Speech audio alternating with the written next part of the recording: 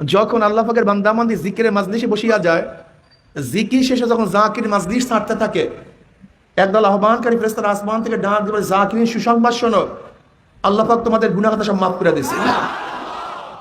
মাফ করছে তাই নয়, তোমাদের সমস্ত গুনাহকে আল্লাহ পাক নেকের দ্বারা পরিবর্তন করে দিয়েছে। এই মাজলিসের দাম আছে কি নাই? অনেক গুরুত্বপূর্ণ মাজলিস, অনেক দামি মাজলিস, খুব খেয়ালের সাথে কথা শোনা চাই, কথাগুলো যদি শরিয়াত সম্মত গ্রহণ করা চাই। মাজলিস অনেক গুরুত্বপূর্ণ, অনেক দামি, খুব খেয়ালের সাথে কথা শোনা চাই। ইসলাম ব্যাপক, এত ব্যাপক আলোচনা করা কি 2-1 ঘন্টা সম্ভব?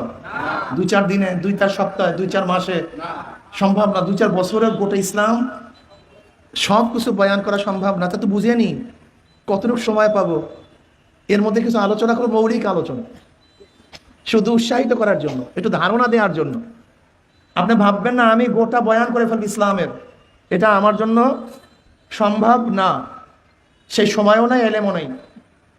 যেহেতু সংক্ষিপ্ত কথা, কাজে খুব খেয়ালের সাথে কথাগুলি শোনা চাই।